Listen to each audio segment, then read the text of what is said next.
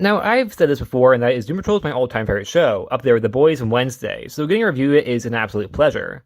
This is my review of the first two episodes, and there is spoilers. And where I want to start off is the first episode's opening, with the future of Cyborg. The reason why is because I thought the opening was such a great scene. It really drags you right into the show again. I was worried because it's been a while since I watched the show, having not seen it since last year when Season 3 came out. But it felt like the same as ever. Just from the second it started. Episode 2 also has a great opening. I thought the song also really pulled you into the episode and really made you focus on what's happening with the butts.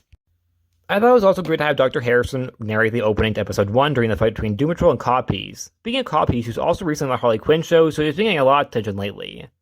Anyways, I thought Dr. Harrison's notes also helped us figure out what happened between seasons 3 and 4 while also giving us her own perspective on the team. I also love seeing them go to the future for them to witness their future selves, and seeing that in the future, most of them actually die. Which I think is very interesting due to the fact that the past 3 seasons were all about the past, and the 4th season is about the future. I think it's both a cool and bold change. Next, I want to talk about Rita, and I really like her storyline this season having failed as a team leader. I also like that they finally gave her name Elasti-Woman, and how she is a controlling leader, and even Dr. Harrison points out the reason why is because she's afraid to lose someone again that she cares about. And while I do agree she's certainly an intense leader, I think she can grow into a good one.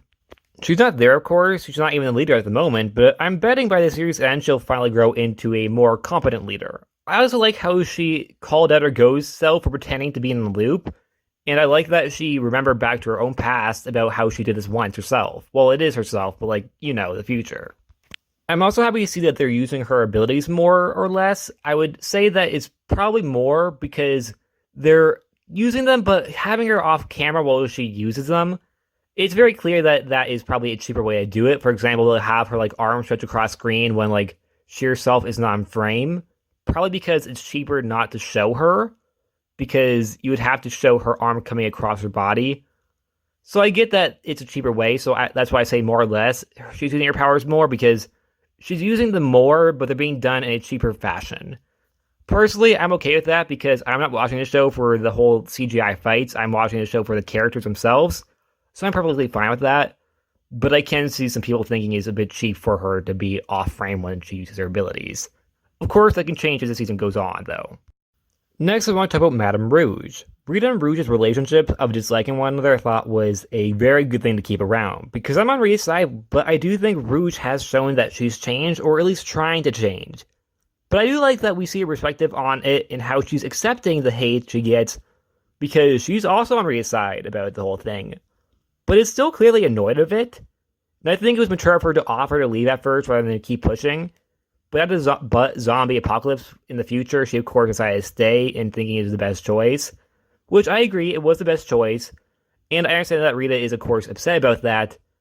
Which I 100% respect because it makes sense for Rita to be upset about it. But it also makes sense to me that Rouge would decide to stay despite the fact that she knows that Rita won't like it. However, I don't know about having her as the leader. I do agree she is probably the most qualified to be the leader after Rita, in Cyborg, of course. Well, I think Jane could also be quite qualified, but she doesn't want to be the leader. I feel like maybe Rita, Madame Rouge, and Cyborg should be co-captains, although that might be too many people as the leader. But I think that she certainly has some good ideas, maybe second command, but I don't think she would really make the best leader out of the group because she clearly doesn't really I'm not saying she's a bad person, but she likes to take things in her own hands. For example, she took Robot Man on his own with her, rather than take the entire team. Which I think is very in character for her, but it's not exactly the best choice a leader can make. Which Cyborg and Jane even call out.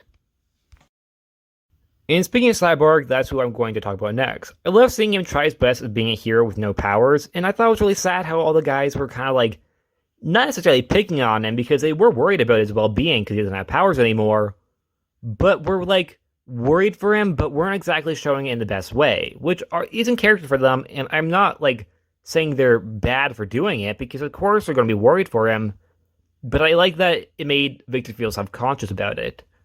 But I do like that he actually kind of proves that he can be more than just a cyborg, because he's the one who drives a time ship. He fixes Cliff's arm and adds that new feature for him, which I also thought was really sweet of him to do. I also thought his future self was really cool, And watching him die, I thought was a great scene with the look on Victor's face, watching it happen. I thought it really showed just how hard it hit him. And I also like that whole interaction he had with Codpiece's henchman, except for the butt part. I'm going to talk about that a little bit later. But I like how he saw him as more than just the sidekick or just like the MIT guy for Codpiece, which I think kind of mirrors himself how people see him being a part of the team because he has no powers anymore.